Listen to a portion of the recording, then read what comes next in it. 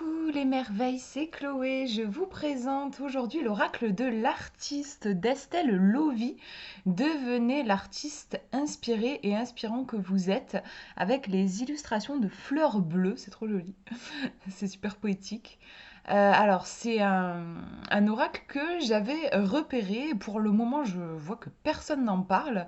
Et franchement, moi, ouais, je l'attendais depuis quelques semaines, depuis que j'avais vu qu'il allait sortir. Parce que je suis vraiment en quête de jeux qui peuvent m'aider justement à apprivoiser, à élever, à comprendre ma part artiste, ce besoin que j'ai de créer, cette sensibilité qu'est la mienne. Donc, je suis en recherche de jeux comme ça et finalement, il n'y en a pas beaucoup. Il y a, comment elle s'appelle? C'est Chris Anne, je crois, l'auteur de, celle qui a réalisé le Lightyear Starro.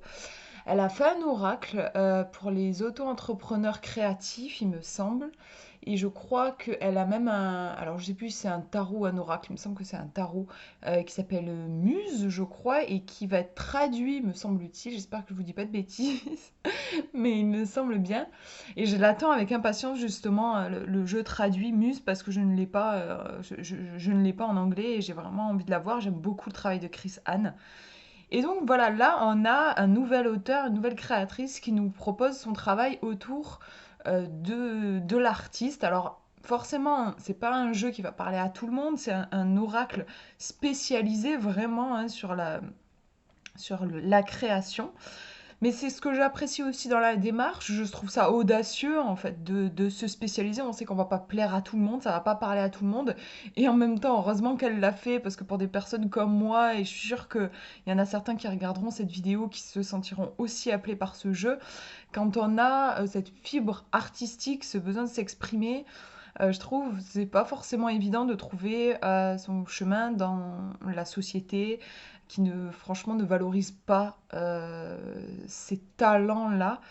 Et ce jeu-là va vous permettre comment dire, de ne pas lâcher le fil quand vous êtes dans un processus créatif. Le processus créatif, je trouve, c'est assez fascinant d'observer comment les choses se passent. Au début, vous avez une idée, là, c'est la phase un peu super excitante, super cool. Après, on se lance dans la création. Il y a plusieurs phases, en fait, et c'est pas évident d'arriver au bout, en fait.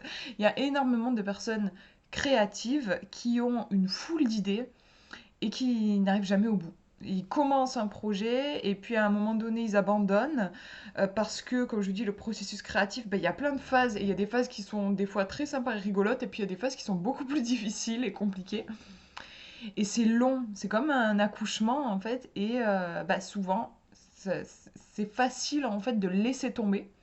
Souvent les personnes créatives laissent tomber parce qu'elles sont dans cette phase de processus créatif qui est sensible, pas forcément évident. Et en même temps, vous avez une autre idée qui va germer, c'est le propre de l'esprit créatif, c'est que vous avez tout le temps 10 000 idées qui débarquent. Et c'est tellement tentant quand on est en train un peu d'en chier sur un projet, on est dans une phase qui est moins funky, moins rigolote, et on a une super idée d'un autre projet qui nous vient, et ça a l'air tellement chouette, tellement excitant. La première phase est toujours la plus excitante dans le projet, dans un processus créatif. Donc forcément, ce que font la plupart des gens, très souvent, ils laissent tomber ce sur quoi ils sont en train de bosser et ils sautent sur l'autre projet. Et il va se produire la même chose, c'est-à-dire ils vont se donner dans ce projet jusqu'à arriver à une phase un petit peu critique, un petit peu difficile, et puis ça va être tellement tentant de sauter sur une autre idée, et du coup, ce que ça donne, c'est des tiroirs pleins de projets qui ne sont pas terminés, et ça n'aboutit jamais à rien. Bon là, je vous fais le scénario vraiment un peu catastrophe, mais c'est vraiment fréquent. Même moi, d'ailleurs, ça m'arrive. J'ai énormément de projets que je j'ai pas terminés. Alors, j'essaye de me discipliner. Il y a aussi beaucoup une question de confiance en soi. Moi, je sais que j'ai une période de confiance en moi qui se compte en termes de mois. Je saurais pas dire exactement, mais je dirais à peu près 3 4 mois. Et après, je suis en chute libre dans la confiance en moi jusqu'à ce que je n'en ai plus du tout et que je me mette à détester mes projets. C'est vraiment incroyable. J'arrive un projet au départ, je suis absolument fan, j'y crois et tout, je me dis c'est l'idée du siècle. Et vous me prenez 8 mois après, je n'y crois plus du tout. Parfois, je ne peux même plus le voir en peinture. Donc voilà, et du coup, bah, des fois, j'ai été coupée nette par ce sentiment de presque. Parfois, je peux avoir du dégoût ou je n'y arrive plus à y croire. Et dégoûtée par ça, je passais à autre chose. Aujourd'hui, je suis plus consciente de comment je fonctionne, donc j'essaie de ne pas lâcher, même quand je sais que je ne suis plus dans cette phase facile où je crois en moi, je ne crois plus du tout en moi, il y a quelque chose de compliqué qui commence à débarquer, mais je m'accroche pour arriver au bout du projet, en tout cas pour l'exploiter au maximum, parce qu'après ça arrive de laisser tomber des projets quand vous voyez que ça fonctionne pas, parce que parfois on a des idées, mais dans le concret ça fonctionne pas comme on voudrait. Donc voilà, moi je suis contente, vachement même, très très contente d'avoir ce jeu. Je vais vous expliquer pourquoi il me plaît autant. L'oracle de l'artiste qui va pouvoir vous aider si vous vous retrouvez un petit peu dans ce que je décris, c'est-à-dire où vous avez des idées, vous avez envie de mettre au monde des choses, mais le processus créatif n'est pas forcément quelque chose d'évident. Vous peinez à arriver jusqu'au bout. Et quand je dis jusqu'au bout, c'est la phase pas seulement de terminer le projet, mais de mise au monde vraiment. C'est-à-dire là, on est dans l'artiste, aussi dans le fait de diffuser son œuvre. Et ça, c'est encore autre chose. Parce que moi, je sais que par exemple, j'arrive plutôt bien à terminer un projet. Par contre, le diffuser, c'est plus compliqué. C'est encore un autre truc. Donc voilà, là, pour moi, ce jeu, il va vous aider à, si vous avez un projet que vous voulez mettre au monde, il va vous aider à puiser dans vos ressources pour arriver jusqu'à vraiment cette mise au monde. Alors, donc je vous montre le résumé. On nous dit cet oracle a pour vocation de vous accompagner de l'idée à la diffusion de votre création. Voilà. Véritable voyage initiatique, il vous aidera à découvrir et à unir les 4 facettes indispensables de votre personnalité artistique. Donc vous avez l'être, l'artiste, l'entrepreneur et le leader. C'est édité chez Pyramide et c'est au prix de 24,90 €. Alors, on ouvre la boîte. On va regarder donc les cartes. Elles sont là, je vais vous les montrer dans un deuxième temps. On va commencer par regarder le livret, qui est un livret alors de combien de pages, je ne sais pas parce que les pages ne sont pas numérotées. En tout cas, il est quand même assez épais. Alors, qu'est-ce qu'on nous dit ? Au début, on nous présente le jeu. Voilà, le présent oracle a pour vocation de vous accompagner de l'idée à la diffusion de votre création artistique. En tant qu'artiste, il est souvent tentant de nager dans un océan d'idées que l'on ne matérialise pas ou de matérialiser des idées qui ne nous correspondent pas totalement en espérant plaire à un public. Donc voilà, je ne vais pas tout vous lire, mais vous comprenez, je pense, un petit peu la démarche du jeu. L'intention de l'oracle. La plus grande intention de cet oracle est de vous faire ressentir la beauté et l'unité de toutes les facettes de votre personnalité artistique et professionnelle afin de les mettre au service de vos créations et de votre activité. Donc en effet, c'est vrai que j'ai pas précisé, on n'est pas sur un oracle qui est juste là pour vous aider à développer votre créativité. On a cet aspect professionnel de l'artiste. Si vous avez envie de diffuser vos œuvres, d'en faire votre métier, quoi, en fait, hein, on est dans cette idée ici. Alors j'ai adoré l'approche Diamantia. L'approche Diamantia est un accompagnement issu de mes expériences académiques et professionnelles, ainsi que de mon cheminement personnel d'artiste et de chef d'entreprise.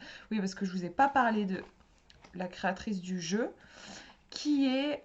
moi je ne la connaissais pas. Elle est diplômée d'HEC, ayant occupé des postes à responsabilité. Elle commence à accompagner créateurs et dirigeants d'entreprises en 2018 au hasard de demandes et de rencontres.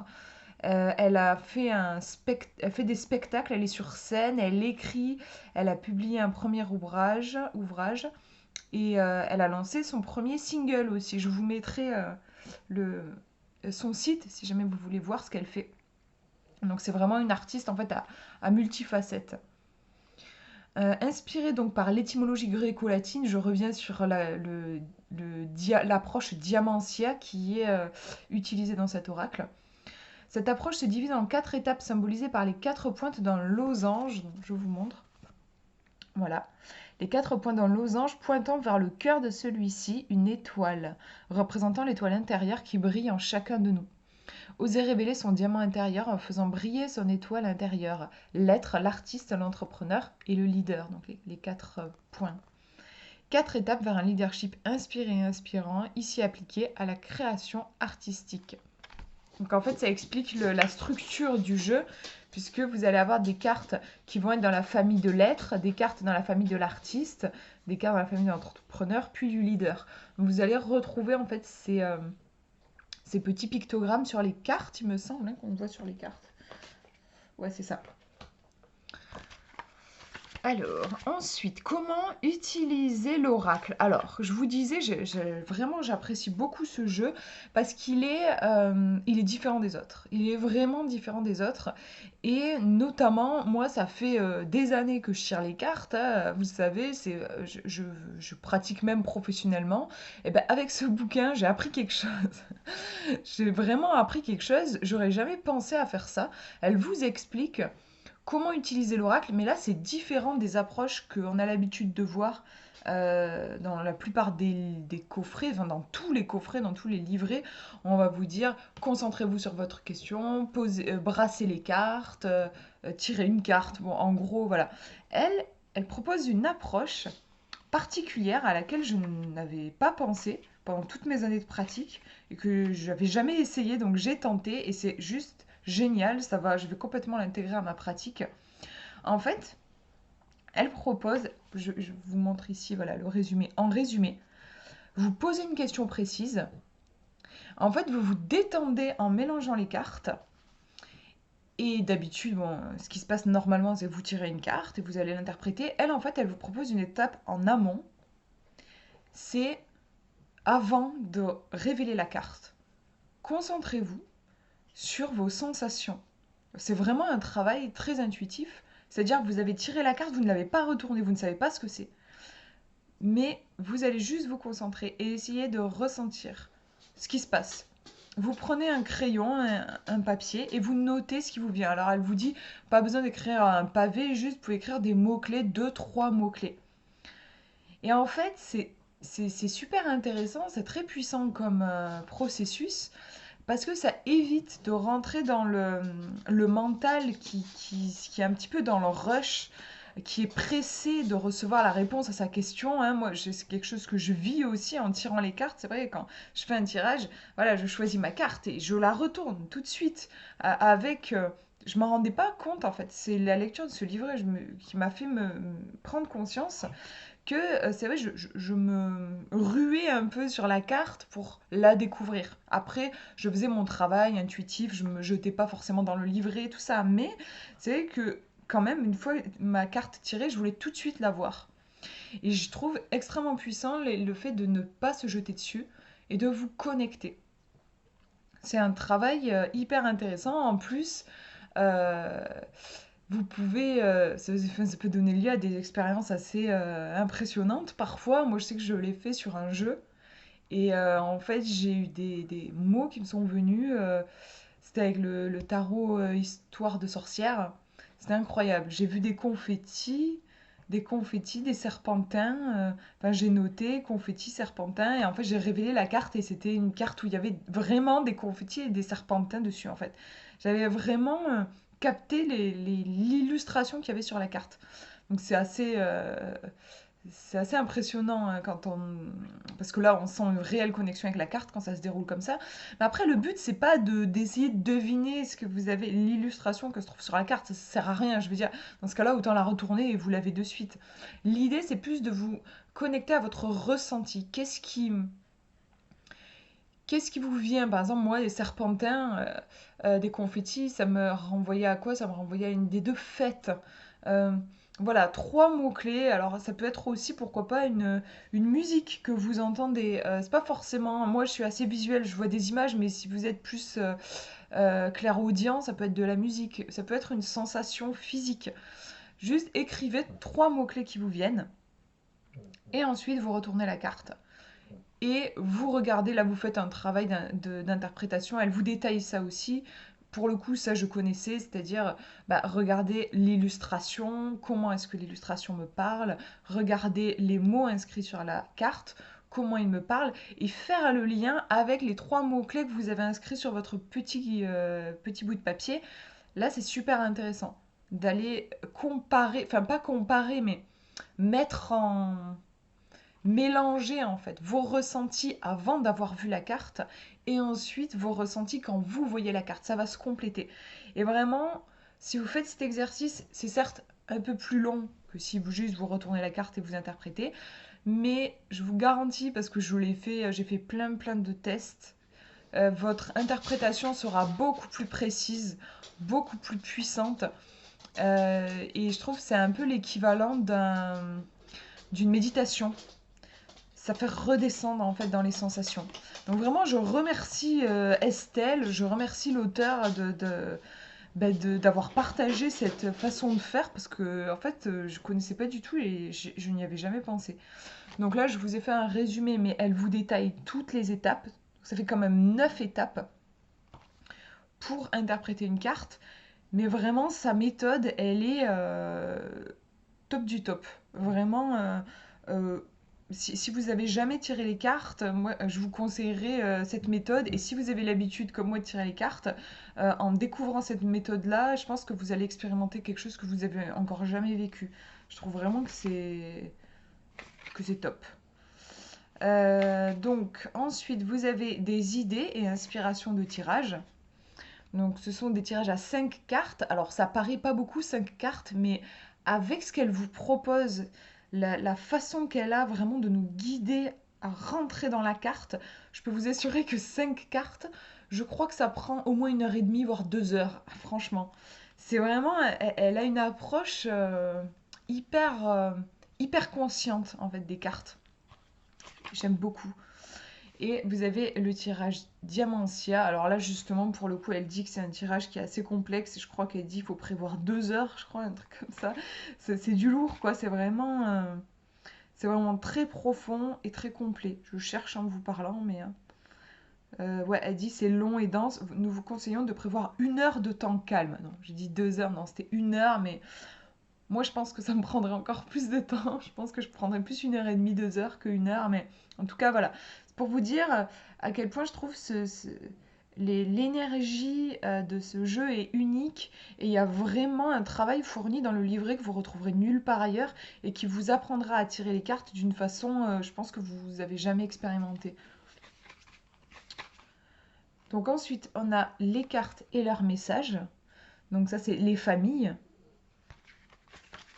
Et voilà comment ça se passe. Donc c'est pour ça aussi que le jeu m'intéressait parce que j'avais réussi à voir des captures d'écran de l'intérieur du livre et je me suis dit, il a l'air super bien fait. Déjà là, vous avez les clés, ça j'aime beaucoup. Les mots-clés, tout de suite, si on n'a pas le temps de tout lire. Étoile intérieure, votre sagesse intérieure éclaire le chemin. Je vois les mots-clés, reconnexion, conscience, éveil, opportunité, sagesse intérieure, guide. Tout de suite, j'ai des informations. Je vois aussi la famille à laquelle elle appartient. Alors, je vous avoue, je ne connais pas par cœur, mais voilà, on est dans l'être. Et ensuite, vous avez un message avec, on va dire, ce qui est important, qui est en couleur dorée, et toujours une petite pratique associée à chaque carte. Donc, c'est vraiment très complet. Les textes sont profonds. Ils sont, comment dire, subtils. Moi, j'ai remarqué que j'avais besoin de les relire parfois 2 fois ou de relire certaines phrases. C'est pas forcément ce qu'on croit au premier abord. Par exemple, moi, une fois, j'avais tiré l'action juste. Et comme ça, en tirant la carte, je me suis dit, ok, l'oracle, il faut que je passe à l'action, quoi. Et en fait, non, c'était plus subtil que ça. Elle détaillait dans le livret justement ce qu'était l'action juste. Et moi, la façon dont je l'ai capté, c'était que l'action juste, elle ne découlait pas du mental, mais plus d'un espace de paix et de confiance. Et il se trouve que justement, la question que j'avais posée, j'étais en état de stress intense et je me demandais s'il fallait que je passe à l'action. Sur le coup, quand j'ai tiré la carte action juste, je me suis dit oui, il faut que je passe à l'action. Et en fait, en lisant, je me suis rendu compte, et puis aussi en voyant mes notes et tout, parce que j'ai fait son processus, Mais voilà, j'étais dubitative quand je voyais action juste, ça me mettait le trouble, je me disais peut-être qu'il faut en effet que je passe à l'action. Et en lisant son texte, je me suis rendu compte que non, en fait, justement, ça mettait en évidence le fait que là, j'hésitais à passer à l'action dans un espace qui était agité et dans un espace plus mental. Donc en fait, la carte me conseillait au contraire de ne pas passer à l'action dans l'état dans lequel j'étais. Donc vous voyez, je trouve, on n'a pas cette subtilité dans tous les jeux, clairement. Je trouve vraiment qu'il y a un vrai travail de la part de l'auteur. Alors, je crois que je vous ai tout montré. Enfin, je vais vous montrer une autre carte. Mais après, de toute façon, je vous en tirerai une à la fin et je vous lirai le texte pour que vous voyez un petit peu. Mais en tout cas, voilà notre exemple. Donc, vous voyez que ça se passe sur une double page à chaque fois. Les mots-clés qui se retrouvent ici, certaines phrases qui sont en doré et le petit exercice à faire. Voilà du coup pour le livret, on regarde les cartes. Alors j'avais peur un peu pour la qualité parce que je ne connaissais pas les éditions Pyramide. Je me disais voilà, est-ce que ça va être bien? Et franchement elles sont top. Elles sont, vous voyez, elles sont glossy donc elles glissent extrêmement bien et ça c'est quelque chose que j'apprécie. Elles sont vraiment de bonne qualité, elles sont très souples. Mais de très bonne qualité, vraiment, j'en suis ravie parce que, encore une fois, je connaissais pas ces éditions comme des éditeurs d'Oracle et du coup, je me suis dit, mince, c'est dommage, peut-être même si le livret est super, les cartes risquent de s'abîmer ou quoi, mais là, c'est pas du tout le cas. Hop, je vous montre les tranches donc qui sont blanches, non, qui sont neutres en fait, non blanches. Je vous ai pas dit le nombre de cartes, je réalise, il me semble qu'il y en a à peu près 40. Je le vois pas sur le dos de la boîte. Attendez, je vais vous dire, mais il me semble qu'il y en a à peu près 40, je pense. Alors, je retourne dans le sommaire. Ça, il y en a 44. Hop, donc le dos en est dans les étoiles.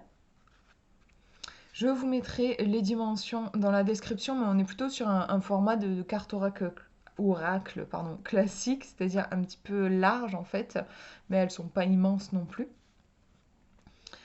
Donc voilà, les cartes, elles sont mélangées. Le prochain pas possible, une action simple, légère, fluide et joyeuse vous attend. Donc un titre et on va dire une sorte de phrase clé de la carte avec une illustration. Ce sont des illustrations assez simples, épurées et on n'est pas dans un oracle coloré, on est dans du noir et du doré ici. Donc ça fait assez ombre et lumière. Le verbe juste, vous êtes capable de prendre la parole en public. C'est vraiment un oracle qui vous aidera à prendre confiance en vous si vous sentez un appel à créer, à partager votre création avec le monde. Il va vous, presque un peu comme un coach, mais un coach spirituel en fait.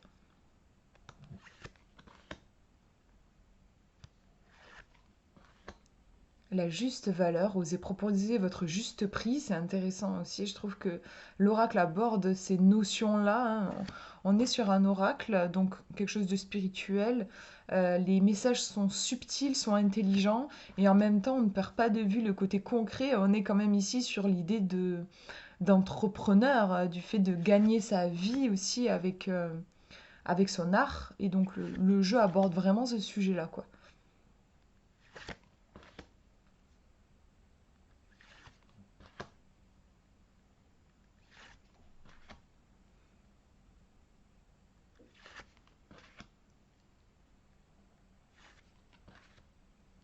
L'arbre de vie crée et embrasser la spirale du oui. La vision, très important la vision, je trouve, quand on crée quelque chose. L'abondance.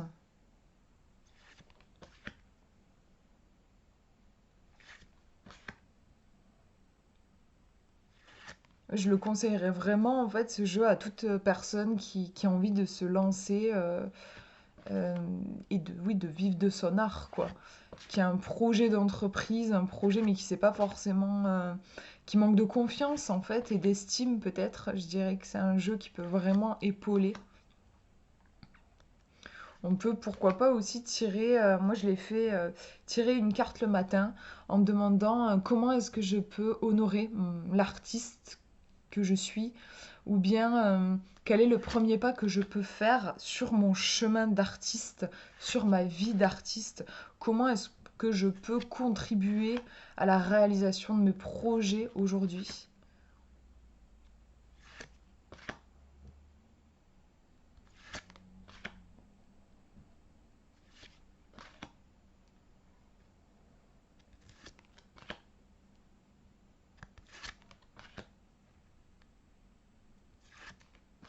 Le point zéro, j'adore. Le tigre roi. Et ce que je trouve fort aussi, cette carte, je l'ai tirée, c'est pour ça que du coup je l'ai beaucoup, enfin je l'ai intégrée, je l'ai rencontrée. Et tigre roi, incarnez votre définition du leadership. On a tout de suite quelque chose, une image de puissance, mais quand on regarde le tigre, quand on rentre un peu dans l'illustration, je trouve intéressant le fait que le regard, on n'a pas du tout un regard féroce, on a un regard doux. Et j'ai même l'impression, moi, qu'il a des larmes, ce tigre. Et en fait, je me suis dit, waouh, vous voyez là encore une fois comment il est subtil ce jeu. Il faut pas s'arrêter au premier truc. Genre là, on peut voir le tigre roi, leadership, ok, il faut que je fonce, il faut que je me batte, il faut. Non, en fait, là, après, dans le livret, en plus, vous allez avoir des détails supplémentaires. Mais on est dans une définition du leadership qui n'est pas dans la démonstration de puissance, mais plutôt dans une authenticité et un rapport à soi et aussi, d'ailleurs, pour moi, à ses émotions, parce que je vois des larmes, moi. Être sincère, être aussi apaisé avec ça, avec son hypersensibilité, et avancer avec ça. Je la trouve vraiment intéressante cette carte. Le lion, cultivez votre unicité.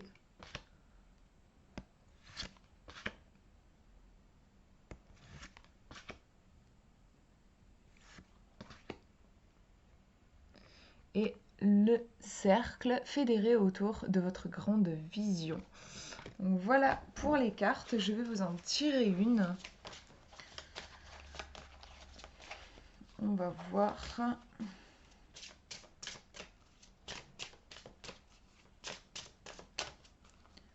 Hop.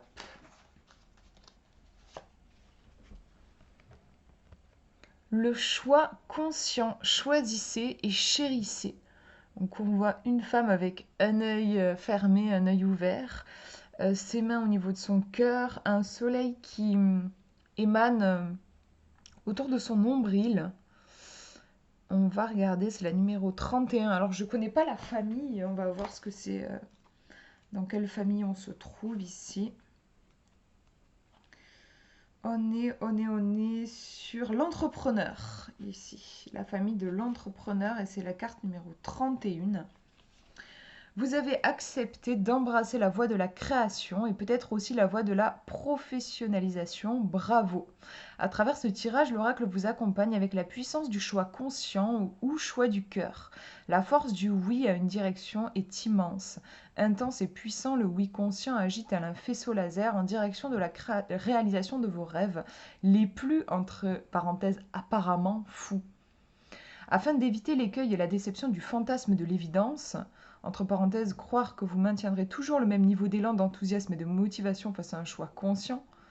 Et c'est intéressant, je trouve qu'elle le précise, ce que je vous évoquais au début de la vidéo, c'est que moi par exemple, je suis très enthousiaste au début d'un projet, mais c'est impossible en fait de maintenir cet enthousiasme de façon permanente. Et ça ne veut pas dire pour autant qu'il y a quelque chose qui ne va pas, mais c'est humain en fait. De toute façon, tout bouge. L'oracle vous rappelle qu'un oui est en réalité le début d'une succession d'éternels oui renouvelés à ce choix premier. Bah, c'est marrant, voilà, ça évoque complètement ce que je disais au début de ma vidéo.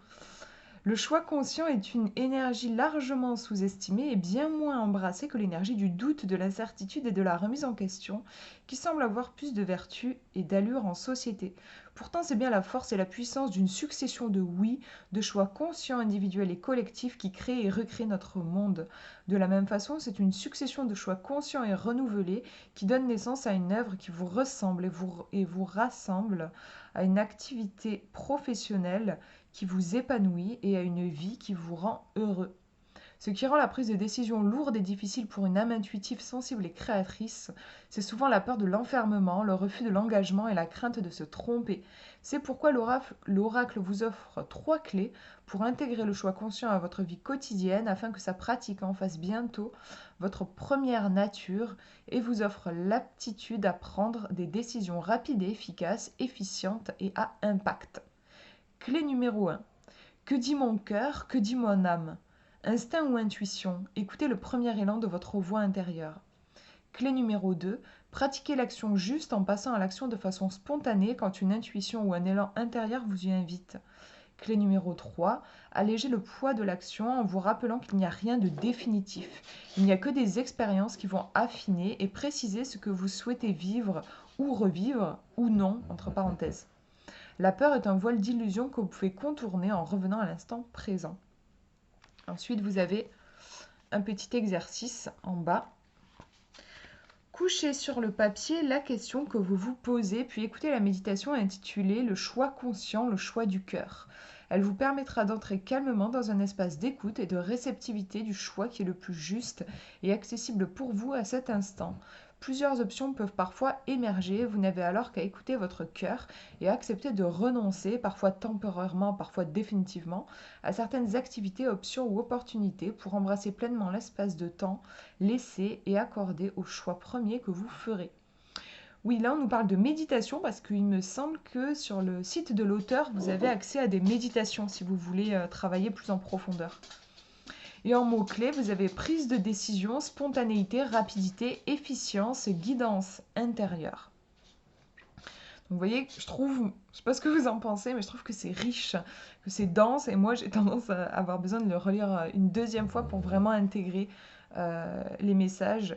C'est puissant. Je trouve que c'est vraiment un jeu qui est puissant et qui est un super compagnon pour des personnes créatives et qui cherchent leur chemin, peut-être pour briller, pour se montrer, pour être reconnu, pour partager aussi. Voilà du coup pour cette présentation, j'espère que j'aurai été assez claire. C'est vrai que c'est un jeu qui me touche, qui éveille beaucoup de choses chez moi, autant au niveau émotionnel qu'intellectuel en fait. Et du coup voilà, j'espère ne pas avoir été trop... que ça n'a pas été trop brouillon. Je vous fais de gros bisous, prenez bien soin de vous.